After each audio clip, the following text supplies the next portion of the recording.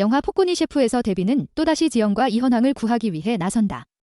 그녀는 진명대군이 먹은 음식 속에서 은밀히 감춰진 독의 흔적을 밝혀내고 이 일로 조정은 극심한 혼란에 휘말린다. 특히 국왕은 지영이 잔혹한 고문을 받는 모습을 보고 제 정신을 잃고 만다. 이를 틈타 진명대군과 수건강씨는 국왕이 분노와 광기에 휩싸여 무고한 사람들을 죽이도록 유도하고 이를 구실로 반역을 꾀하며 왕을 교체하려는 계략을 세운다. 그러나 그들은 대비를 너무 과소평가했다. 그녀는 특유의 지혜와 풍부한 경험으로 판세를 뒤집고 마침내 지영의 닭고기 수프에 숨겨진 진실을 파헤쳐 그녀의 생명을 지켜내며 국왕 역시 왕좌를 수호할 수 있도록 이끈다. 이어지는 사건은 영상 속에서 더욱 긴박하게 전개된다. 지영은 고문 끝에 감옥에 갇히고 이내 감옥 창고에서 불길이 치솟아 화염에 휩싸인다.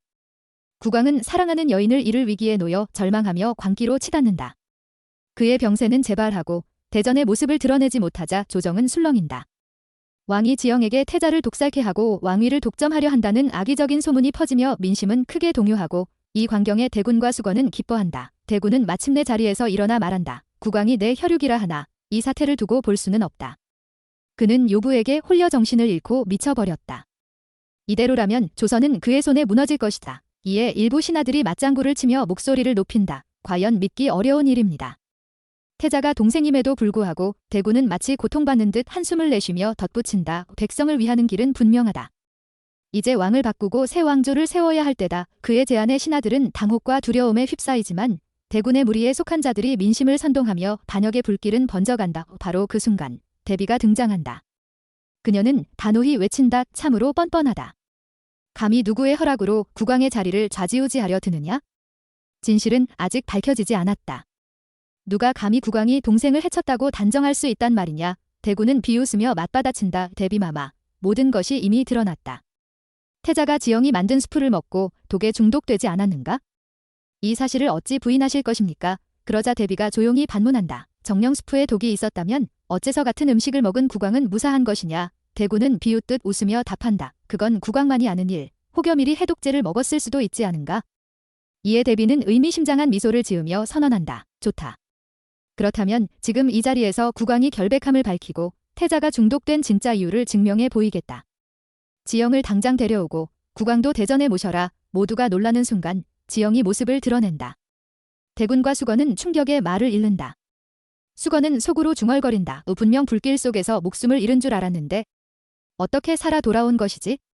대비가 구한 건가? 지영은 고개를 숙이며 간청한다. 대비마마, 저는 태자를 해칠 생각이 없었습니다. 억울함을 밝혀주시옵소서.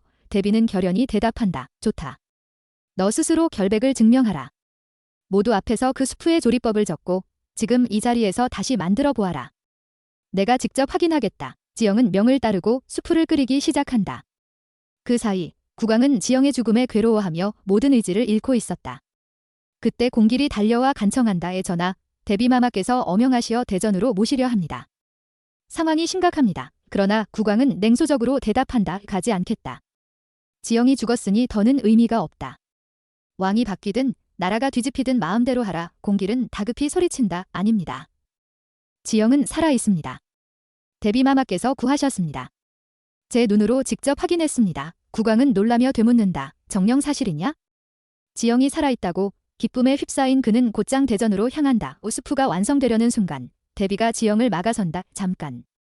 그릇에 담기 전에 이것을 넣어라. 이 지영은 의아해하며 묻는다. 이것이 무엇입니까? 대비는 잔잔한 미소를 지으며 답한다. 나와 몇몇 왕비들만 지닌 귀한 약이 있다. 걱정하지 마라. 이 약은 향도 맛도 없어 내가 만든 음식의 풍미를 해치지 않는다. 지형은 곧바로 명을 따르며 수프를 그릇에 담았다. 그 순간 국왕이 등장해 살아있는 지영을 보고는 감정을 주체하지 못하고 그녀를 끌어안는다. 지영, 정말 너냐? 다시는 못 볼 줄 알았다. 살아있어 다행이다. 지켜주지 못해 미안하다. 부끄러움에 얼굴을 붉힌 지영은 조심스레 말한다. 폐하, 부디 전하와 대비마마 앞에서는 예를 지켜주십시오. 대비마마께서 저희의 결백을 증명해 주실 것입니다. 제발 진정하십시오. 국왕은 대비를 향해 묻는다. 대비마마, 대체 무슨 일이십니까? 대비는 의미심장한 미소를 지으며 대답한다. 곧 알게 되리라. 미윽고 대비는 국왕에게 수프를 권한다. 폐하, 이리 와서 닭고기 수프를 맛보시지요. 국왕은 한 숟가락 떠서 맛을 본 뒤 고개를 끄덕인다. 틀림없다. 그날 태자와 함께 먹었던 바로 그 맛이다. 대비 역시 수프를 맛본 후 잔잔히 미소 짓는다. 분노한 대군이 따져 묻는다. 대비마마, 무엇을 증명하려는 겁니까? 대비는 시종을 불러 어떤 물건을 가져오라 지시한다. 잠시 후 시종이 개 한 마리를 끌고 들어온다. 남은 수프를 개에게 먹이자 개는 단숨에 국물을 들이킨 뒤 얼마 지나지 않아 땅에 쓰러지고 입에서 거품을 물며 몸이 보랏빛으로 변해 의식을 잃는다. 오순간 장내가 술렁이고 모두가 충격에 빠진다. 그러나 단 한 사람, 수건 강씨만이 그 진실을 안다. 바로 그녀가 이 독약을 이용해 태자를 해치려 했기 때문이다. 대비는 여전히 미소를 잃지 않고 말을 이어간다. 보았느냐? 방금 국왕과 내가 먹은 수프에는 아무 문제 없었다. 그런데 걔는 죽었다. 이는 누군가가 지형이 만든 수프에 몰래 약을 타 태자를 해치려 했음을 의미한다. 태자는 체질이 약해 이 독을 견디지 못하고 부작용으로 중독된 것이다. 하지만 해독이 전혀 불가능한 것은 아니다. 이미 최고의 의원을 불러 태자를 치료하고 있다. 며칠 안에 회복할 것이다. 대비는 단호히 선언한다. 내가 보여주고자 한 것은 이번 사건과 국왕, 그리고 지형이 전혀 무관하다는 점이다. 그들은 피해자일 뿐이며 누군가 배후에서 모든 일을 꾸민 것이다. 그러자 대군이 반발한다. 대비마마, 근거는 무엇입니까? 혹여 국왕이 약의 성질을 알고 일부러 지형에게 수프를 만들게 한 뒤 약을 넣게 시킨 것일 수도 있지 않습니까? 그때 길겸이 나서서 반박한다. 아닙니다. 아가씨께서는 직접 요리를 하지 않으셨습니다. 단지 재료만 준비하고 저희에게 조리법을 알려주셨을 뿐입니다. 대비가 기억을 떠올리듯 덧붙인다. 맞다. 태자와 국왕에게 수프를 올리려던 순간 수건 강씨의 시종이 몰래 뭔가를 하다 우리가 들어서자 놀라 달아난 일이 있었지. 그때는 대수롭지 않게 여겼지만 지금 생각해보니 모든 것이 이어지는구나. 이어 대비는 결정적인 사실을 밝힌다. 내가 국왕과 지형이 이 일과 무관하다고 확신하는 이유는 이 약을 대명 대비가 나와 수건 강씨에게만 하사했기 때문이다. 우리 둘 외에는 심지어 국왕조차 알지 못한다. 그러니 국왕이 어떻게 태자를 해쳤겠는가? 내 말이 옳지 않느냐? 수건 강씨는 얼굴이 새파랗게 질리며 겨우 대답한다. 맞습니다. 믿기지 않습니다. 설마 그녀가 이토록 잔혹할 줄이야? 내 물건을 훔쳐 음식에 넣어 태자를 해치다니. 태자가 쓰러진 후 그녀가 도망친 것도 그래서였군요. 모두 제 불찰입니다. 대비마마, 폐하. 부디 용서해 주십시오. 결국 대비 덕분에 국왕과 지영은 억울함을 벗었고 대군의 왕위 찬탈 계략은 수포로 돌아갔다. 수건 강씨는 대비에게 크게 꾸지람을 들으며 몰락했다. 오늘의 이야기는 여기까지입니다.